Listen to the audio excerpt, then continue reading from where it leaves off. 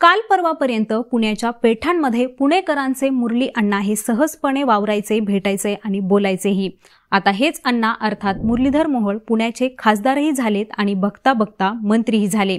कुस्तीचे आखाडे गाजवत ते राजकारणाच्या आखाड्यात आले। राजकारणाचे डावपेच खेळायला लागले आणि यशस्वीही झाले। त्यामुळे कसलेला पहिलवान ते खासदार असा त्यांचा राजकीय प्रवास ठरलाय। अर्थात त्याला नशिबाचीही तेवढीच साथ लाभली आहे। तर लेट्स अप मराठीच्या ओळख नव्या खासदारांची या विशेष सिरीजमध्ये पाहूयात पुण्याचे खासदार आणि मंत्री मुरलीधर मोहोळ यांचा राजकीय प्रवास नेमका कसा राहिलाय ते। खरं तर मुरलीधर मोहोळ यांच्या संपूर्ण कुटुंबालाच कुस्तीची पार्श्वभूमी आहे। आजोबा, वडील, काका, थोरले बंधू असे सगळेच पहिलवान। साहजिकच मुरलीधर मोहोळ यांनाही कुस्तीचा गंध लागला। मुळशीतून पुण्यात आलेल्या मोहोळांनी शिक्षणाबरोबरच कुस्तीचे धडे गिरवायला सुरुवात केली। पुण्यात प्राथमिक शिक्षण झाल्यानंतर कुस्तीसाठी ते कोल्हापूरला गेले। आंतर महाविद्यालयीन आणि राष्ट्रीय स्तरावरच्या आखाड्यापर्यंत त्यांनी मजल मारली। कोल्हापुरातील महाविद्यालयीन शिक्षण पूर्ण झाल्यानंतर ते परतले। पुण्यात परत आल्यानंतर मुरली अण्णा हे कुस्तीच्या आखाड्यापेक्षा सामाजिक कार्यात जास्त गुंतू लागले। दिवंगत नेते गोपीनाथ मुंडे आणि प्रमोद महाजन यांच्या कामाने ते प्रभावित झाले। 1993च्या सुमारास पुण्याच्या राजकारणात त्यांची एंट्री झाली आणि माजी खासदार अनिल शिरोळे यांच्या संपर्कात मोहोळ आले। तिथूनच त्यांनी राजकीय आखाडाही गाजवायला सुरुवात केली।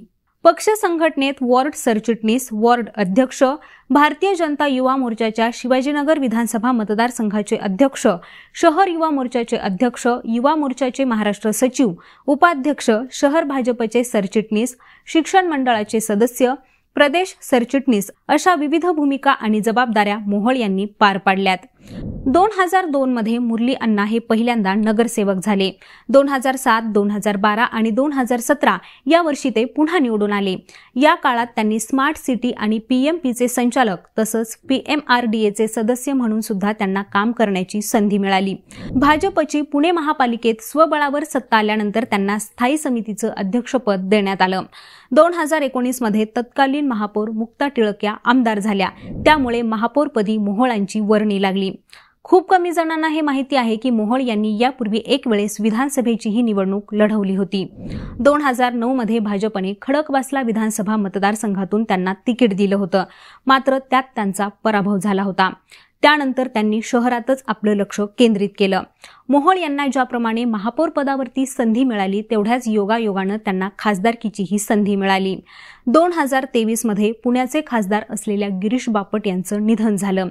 त्यानंतर मोहोळ हेच पुढचे उमेदवार असू शकतात असं बोललं जाऊ लागलं आणि त्याचप्रमाणे मुरलीधर मोहोळ यांनी मागच्या वर्षभरापासून काम करण्यास सुरुवातही केली होती। मात्र जगदीश मुळीक, संजय काकडे, सुनील देवधर असे अनेक जण शर्यतीत होते। अखेर या सगळ्यांना मागे टाकत मोहोळांनी तिकिटातही बाजी मारली आणि निवडणुकीतही। तेवढ्याच योगायोगाने त्यांना मंत्रिपदाचीही लॉटरी लागली। यंदा पश्चिम महाराष्ट्रातील भाजपचे सोलापूर, माढा, सांगली आणि अहमदनगर इथले उमेदवार पराभूत झालेत। त्यामुळे पहिल्याच टर्ममध्ये मोहोळांना संधी मिळाली आणि स्वतः मोहोळ सुद्धा ही गोष्ट मान्य करतात। मात्र योगायोगाने मिळालेल्या संधीचं सोनं करणार असल्याचं सुद्धा मोहोळांनी सांगितलं आहे। आता मंडळी, ही माहिती तुम्हाला कशी वाटली ते आम्हाला कॉमेंट करून नक्की सांगा। तसंच यांसारख्याच विषयांची माहिती जाणून घेण्यासाठी लेट्स अप मराठीला सर्वच सोशल मीडिया हँडलवरती फॉलो करायला विसरू नका आणि पाहत रहा लेट्स अप मराठी।